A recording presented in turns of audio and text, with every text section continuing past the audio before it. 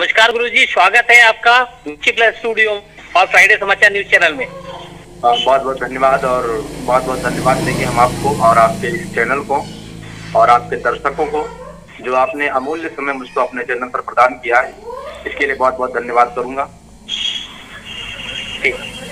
गुरुजी, महामारी का संक्रमण पूरे विश्व के साथ साथ हमारे देश में भी लगातार दिन प्रतिदिन बढ़ता जा रहा है और इसका समाधान अभी तक कुछ मिला नहीं है और प्रकृति भी कहीं ना कहीं रूठी नजर आ रही है। जी देखिए, जहाँ तक मेरा अपना मानना है, क्योंकि ये एक प्रभाव होता है, आप जिस प्रकार के जिस लेवल के व्यक्ति से प्रश्न करेंगे वो अपने अनुसार उसका उत्तर देगा। तो मैं एक कथाकार हूँ, मैं एक ब्राह्मण हूँ और वेदों को पढ़ता हूँ, शास्त्रों को पढ़ता हूँ, इसलिए मैं अपने मतों के अनुसार इसका उत्तर दूंगा। जहाँ तक वैज्ञानिक रूप में बताया गया और विज्ञान की तरफ से इसका शोध निकाला जा रहा है, दवाइयों का खोज किया जा रहा है, तो हम अपने तरफ से बताएंगे। यदि व्यक्ति को जब अपार कष्ट होता है, बड़े दुख में होता है, तब व्यक्ति भाग करके भगवान के पास में जाता है सबसे लास्ट में।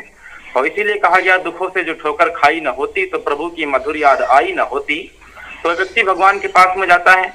तो मैं सबको ये संकेत देना चाहूंगा कि आप लोग पहले से ही भगवान के शरण में जाएं और भगवान को जो महामंत्र है, महामंत्र जन विषय व्याल के, ऐसे महामंत्र को स्मरण करें।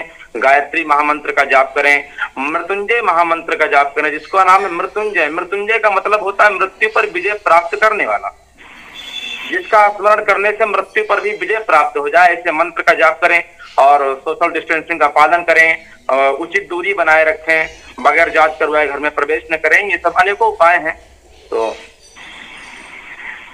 गुरुजी, जैसे हमारे पास साक्ष्य आ रहे हैं कि भविष्यवाणी भी लोगों ने की है, जो गुरुजी हमारे पिछले महात्मा लोग हैं उन्होंने भी, और कहीं एक बुक का प्रिंट भी आया था कि उसमें इस कोरोना बीमारी के लिए बारे में बताया गया था। तो क्या ये पहले से ही तय था? देखिए, यदि माना जाए तो आज भी भगवान कहीं गए नहीं है और ना तो ज्योतिष कहीं गया है, और दोनों साक्ष्य रूप में विराजमान है। और बहुत सारे लोग कहते हैं कि मैं भगवान को नहीं मानता है, ज्योतिष को नहीं मानता। तो पृथ्वी पर कुछ ही साक्ष्य देवता है जिनको प्रत्यक्ष देवता माना गया, जैसे जल देवता, अग्नि देवता, पृथ्वी माता, ये सब प्रत्यक्ष देवता है। तो ज्योतिष भी कहीं गया नहीं है और बड़े बड़े ज्योतिष करता है, शोध करता है कि जिनके द्वारा दी गई भविष्यवाणी हमको आपको बिल्कुल एकदम सफल जान पड़ती है, तो वो भी कहीं गए नहीं है अभी। तो ऐसे ज्योतिषकर्ताओं का मैं तो हृदय से धन्यवाद करूंगा। देखिए, उनके अंदर भी हृदय से उद्गार पैदा होता है। जब उनके भक्ति की चरम सीमा पहुंच जाती है, तब भक्ति के द्वारा, तप के द्वारा, बल के द्वारा उनके मन में उद्गार पैदा होता है, उनके मन में चेष्टा पैदा होती है। तो उसी उद्गार को लोगों के सामने कहते हैं, उसी को लोग भविष्यवाणी कहते हैं, जिसको कहते हैं कि ब्रह्म वाक्यो जनार्दना। कि तपसी कोई चीज कह दे, साधु कोई चीज कह दे, या ब्राह्मण जो बड़ा ज्ञाता हो, जो बड़ा भगत हो, तो उसके द्वारा कही गई हर एक बात सत्य होती है। तो ऐसा लोग कहते हैं। भविष्यवाणी भी गलत नहीं है, सत्य है। और जो भी आप दिखाई पड़ रहा है वो पहले से बाबा जी ने लिख दिया है, और जो लिखा वही दिखाई पड़ रहा है, और हमको आपको इतने में संतोष करना चाहिए। गुरुजी, हमारे पास लगातार लोगों के क्वेश्चन आ रहे हैं अभी राइट नाउ आपसे बात करते समय। तो पहले तो वो आपका थोड़ा आपके बारे में जानना चाह रहे हैं, हमें तो मालूम है लेकिन आपके मुख से सुनना चाहते हैं वो पूरे आपके परिचय के बारे में।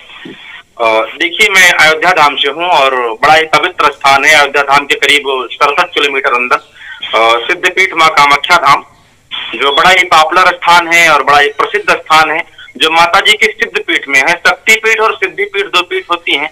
तो सिद्धपीठियों में यहाँ पर कोई मूर्ति नहीं है, एक पिंडी के रूप में अवतरित हुई है माता। तो मैं वहां से हूँ। बाल संत स्वरदूत इंद्रेश दास जी महाराज और मेरे पूज्य पिता श्री पंडित श्री मैत्री दास जी महाराज, जिनका पुण्य प्रसून हूँ, और उन्हीं के चरण कमल में आश्रय लेकर के आप लोगों के बीच में अक्सर लाइव आता रहता हूँ। आप लोग अमूल्य समय प्रदान करते रहते हैं। तो इस समय क्या क्या चल रहा है अपने ट्रस्ट के माध्यम से गुरुजी? और ट्रस्ट के माध्यम से इस महामारी के बीच में, कोविड-19 के बीच में कई प्रकार की सुविधाएं दी जा रही लोगों को। और जैसे कि कई लोग हैं जो भूखे सो रहे हैं, उनको भूखे नहीं सोना देना है। और बहुत सारे लोग जो निवस्त्र हैं, जो वस्त्रों से हीन है, अन्नों से हीन है, तो उनको इससे बचाना है। कोई भूखा सोने न पावे, कोई नंगा रहने न पावे, किसी प्रकार का कोई दुख ना हो। हम लोग इसका समुचित प्रबंध कर रहे हैं, अपने ताकत के अनुसार, अपने शक्ति के अनुसार इसका समुचित प्रबंध कर रहे हैं, उचित प्रबंध कर रहे हैं। और हमारे ट्रस्ट के द्वारा, जो ट्रस्ट के द्वारा कार्यरत है, उसमें गौशाला का प्रबंध, और एक सबसे बड़ा संकल्प जो लिया है हम लोगों ने, स्वयंभू मनु मंदिर का निर्माण। तो निर्माण कार्य में भी कार्य अनवरत रूप से चल रहा है, निर्बाध गति से बढ़ रहा है। इसमें करीब 700 लोगों के हस्ताक्षर आ चुके हैं उस मंदिर निर्माण के लिए। तो इसके लिए मैं सबको धन्यवाद करूंगा। ट्रस्ट के माध्यम से और भी अनेक कई कार्य चल रहे हैं, अनाथाश्रम, वृद्धाश्रम और एक दिव्यांग विद्यालय हम लोग डालने को सोच रहे हैं। तो ट्रस्ट के माध्यम से कई सारे कार्य चल रहे हैं। गुरुजी 2020 लगातार प्रकृति का असंतुलन देखा जा रहा है, और खासतौर पर 2 महीने में लगभग 6 बार भूकंप आ चुका है, 2 बार तूफान आ चुके हैं समुद्र के अंदर, और ये सब किस और इशारा किया जा रहा है? देखिए, ये हम लोगों को संकेत है, प्रकृति संकेत दे रही है कि अभी सुधर जाओ। क्योंकि अभी हाल ही में 4-6 महीने के अंदर, 1 साल के अंदर हम लोगों को ये भी देखने को मिला कि जब हम लोग हाईवे पर निकलते थे और सड़कों पर निकलते थे तो वहां पर गौ के रक्त दिखाई पड़ते थे, गौ माता के खून दिखाई पड़ते थे, कटी हुई गौ माता पड़ी रहती थी, मृत गौ माता पड़ी रहती थी। तो भगवान कहता है कि मेरा अवतार विप्र धेनु सुर संत हित लीन मनुज अवतार निज इच्छा निर्मित तन माया गुण गोपार। तो गौ के लिए यानी कि गैया के लिए अवतार लेता है। तो जब गौ के ऊपर आक्रमण हुआ, गौ के ऊपर अत्याचार हुए, तो मेरे भगवान ने अवतार ले लिया है। अब वो चाहे, उसका 2 स्वरूप है, एक बात और भी जान ले आप, उसका 2 स्वरूप है। बाबा जी अपनी मानस में लिखा, उसका जो पहला स्वरूप है वो है बिन पद चले सुने बिन काना, कर बिन कर्म करे विधनाना, आनंद रहित सकल रस भोगी, बिन बानी बकता बड़ जोगी। वो बिना पैर के चलता है, बगैर हाथ के समस्त कर्मों को करता है, बगैर आंखों के देखता है, बगैर कानों के सुनता है और बगैर मुंह के बोलता है। उसका जो दूसरा स्वरूप है वो पद पाताल शीश अज धामा। उसका जो पैर है वो अतल बितल सुतल तलातल महातल रसातल और पाताल में है। उसका जो सर है वो भू भुआ स्वा जना तपा सत्यलोक वैकुंठ लोक में है। तो उसका 2 स्वरूप है। तो जरूरी नहीं है कि परमात्मा साकार रूप में ही आए, अवतार लेकर के ही आए, वो किसी रूप में आ सकता है। तो निराकार रूप में वो आ गया, मान के लिए कोरोना का रूप लेकर के आ गया, क्योंकि जब गौ माता के ऊपर अत्याचार हुए तब परमात्मा से देखा नहीं गया, जब भक्त के ऊपर अत्याचार होता है तो आ जाता है। तो कोविड-19 का रूप लेकर के आ गया।